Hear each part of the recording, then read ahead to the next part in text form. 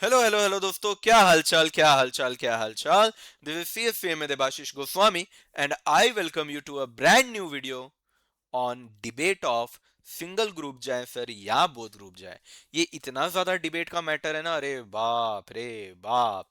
बहुत ज्यादा क्यूरीज आते हैं और मैं यहाँ पे आ गया हूँ। कम टाइम में बेटा आपको ये बता दूंगा कि सिंगल अच्छा है कि बोथ अच्छा है, आपके लिए क्या अच्छा है। अब देखो, सिंगल और बोथ के अंदर क्या डिसएडवांटेज है और क्या एडवांटेज है, दोनों समझ लेते हैं। पहले तो बेटा ये समझ लेते हैं कि रैंक किस में आएगा। क्या अगर हम सिंगल ग्रुप देंगे तो हमको रैंक आएगा? नहीं आएगा। बोथ ग्रुप देने से रैंक आएगा? आ सकता है। आएगा ही क्या सर? आ सकता है। हमारे यहाँ पे मान लीजिए कि अगर 100 बच्चों का बोथ ग्रुप क्लियर हुआ तो उसमें से जो बेस्ट 15 होंगे, 25 होंगे, उनका रैंक लगेगा, बाकी का नहीं लगेगा। बात खत्म। दूसरी बात, सर कैरी फॉरवर्ड का बेनिफिट मिलेगा। कैरी फॉरवर्ड नहीं, सॉरी माफ करना, सेट ऑफ। देख रहे हैं, इनकम टैक्स के कंसेप्ट इधर उधर हो जा रहे हैं। सेट ऑफ का बेनिफिट मिलेगा क्या? What is set of? Set of का बेनिफिट सिंगल में नहीं मिलता, बोथ में मिलता है। जैसे मान लीजिए ग्रुप वन में आपके 4 सब्जेक्ट हैं तो उसका पासिंग क्राइटेरिया कितना हो गया बेटा? 200 नंबर आपको लाने हैं। और ग्रुप टू में बेटा 300 नंबर का पेपर होता है, यानी 150 नंबर आपको वहां पे लाने हैं। 3 सब्जेक्ट हैं। लेकिन मान लेते हैं कोई बच्चा है जिसका नाम ले लेते हैं अपन सौरभ।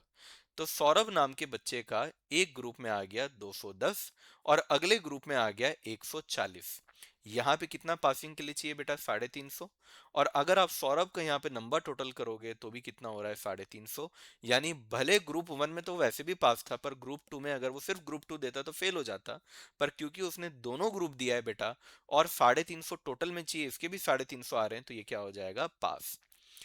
यहाँ पे मैं एक अजम्पशन लेकर चल रहा हूँ कि बच्चे ने बाकी हर पेपर में 40 40 40 लाया होगा। ये मैं एज्यूम करके चल रहा हूँ। किसी और बच्चे का नाम ले लेते हैं। लेट से राहुल। राहुल के अगर मान लीजिए एक ग्रुप में आ गए 220 और अगले ग्रुप में आ गए मान लेते हैं 145, 145, तो टोटल कितना हो गया बेटा यहाँ पे? 365। यहाँ पे अगर आप देखो बेटा, अगर वो ग्रुप वन देता तो पास होता ही, क्योंकि 200 नंबर पासिंग चाहिए। उसके कितना है? 220। लेकिन 150 नंबर पासिंग चाहिए होता ग्रुप टू में और उसका है 145, तो ग्रुप टू में फेल हो जाता। पर क्योंकि उसने बोथ ग्रुप दिया है, अगेन उसको सेट ऑफ का बेनिफिट मिलेगा और वो यहाँ पे क्या हो जाएगा? पास। क्या ये बात बेटा आपको समझ में आई? क्लियर हुआ आप लोग को? डन। चलिए आगे बढ़ते हैं। तीसरी बात, रैंक आ जाएगा, सेट ऑफ आ जाएगा, लेकिन फिर टाइम किस में ज्यादा लगेगा? तो बेटा कहीं ना कहीं अगर आप सिंगल ग्रुप देते हैं तो ये आपका लेस टाइम टेकिंग होता है, लेकिन अगर आप बोथ ग्रुप देते हैं तो ये आपका मोर टाइम टेकिंग होता है। कहने का मतलब है कि आपका जून में या दिसंबर में जब भी आपका एग्जाम है, उसके कम से कम 1 मंथ बिफोर आपका सिलेबस, आपकी पढ़ाई सब कुछ कंप्लीट हो जाना चाहिए सिंगल ग्रुप में। तो बोथ ग्रुप में एटलीस्ट 1.5 से 2 मंथ के पहले आपका कंप्लीट होना चाहिए। अगर 1.5 से 2 महीने पहले अगर आपका बेटा सिलेबस कंप्लीट नहीं हुआ है, अगर आपका सिलेबस बेटा कंप्लीट नहीं हुआ है पूरा, आपने पूरा पढ़ा हुआ नहीं है, तो फिर आप बेटा पास नहीं हो पाएंगे।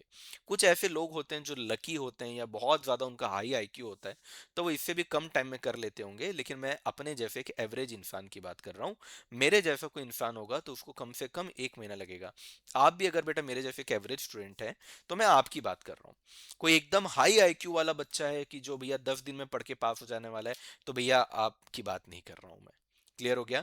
अदरवाइज बेटा आपका जब भी एग्जाम है, तो इसका मतलब जैसे मान लीजिए मेरा जून में एग्जाम है, तो अगर बेटा मेरा जून में एग्जाम है, जून 26 में एग्जाम है, तो मेरा मई तक अगर मेरा पूरा 100% हो गया है तो मैं एक ही ग्रुप दूंगा, सिंगल ग्रुप दूंगा। लेकिन अगर मान लीजिए मैं अप्रैल तक अगर पूरा कंप्लीट कर लिया हूँ, 100% मेरा कंप्लीट हो गया है, तब जाकर मैं बोथ ग्रुप दे सकता हूँ। समझ में आई बेटा? क्या ये बात क्लियर हुई? अब कई बार क्या होता है कि ये भी पूछना होता है कि सर हम क्या करें। तो मैं आपसे ये कहूंगा बेटा कि अगर आप बिल्कुल एक फ्रेश स्टूडेंट है, यानी आपका CFET अभी अभी क्लियर हुआ है, लेट से आपका CFET अभी अभी क्लियर हुआ है, तो आपका जो पहला गोल होना चाहिए, वो गोल होना चाहिए बोथ ग्रुप का। वो गोल होना चाहिए बेटा बोथ ग्रुप का। लेकिन लेकिन ध्यान से सुनिए, कंडीशंस क्या हैं। कंडीशंस क्या हैं कि आप मिनिमम मिनिमम 8 to 10 आवर्स की सेल्फ स्टडी करेंगे। 8 to 10 आवर्स की सेल्फ स्टडी करेंगे, ठीक है, during at least last 2 months. Last 2 months. और जब आपके बच्चों, मान लीजिए कि आपकी क्लासेस वगैरह चल रही है, ड्यूरिंग आपकी क्लासेस चल रही है, तो कम से कम 2 से 4 घंटे आप क्या करेंगे बेटा, सेल्फ स्टडी करेंगे जब आपकी क्लास चल रही है। तो क्लास चल रही है, मान लो 6 घंटे 8 घंटे की क्लास चल रही है, तो आप ज्यादा तो नहीं पढ़ पाएंगे। तो ड्यूरिंग क्लासेस बेटा, ड्यूरिंग क्लासेस आपको इतना यहाँ पे देना पड़ेगा। Got it. लेकिन ऑन दी अदर हैंड अगर आप सिंगल ग्रुप देना चाहते हैं, हो सकता है कि आपका कोई एक और एग्जाम चल रहा हो साइमल्टेनियसली, या हो सकता है कि आप एक वर्किंग इंसान हैं, हो सकता है कि आप एक मैरिड पर्सन हैं तो आपके घर की रिस्पॉन्सिबिलिटीज हैं, या वगैरह वगैरह, कोई आपका हेल्थ इशू है वगैरह वगैरह।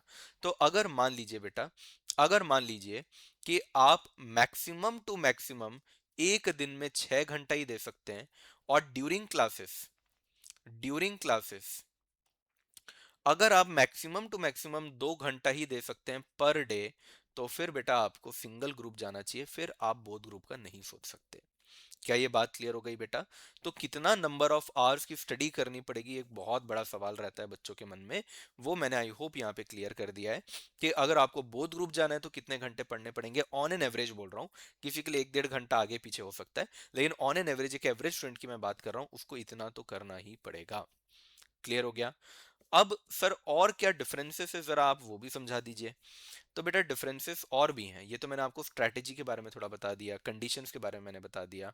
कहीं ना कहीं बेटा सिंगल ग्रुप में क्या होगा कि लीव हॉलीडेज आपको मिल जाएंगे, या ब्रेक आप बोल सकते हैं, एग्जाम ब्रेक जो होता है ना, एक एग्जाम के बाद का गैप जो होता है, वो आपको यहाँ पे सिंगल ग्रुप में मिल जाएगा, पर बोथ ग्रुप में बेटा नहीं मिलेगा। यानी लगातार हर रोज आपके एग्जाम होंगे।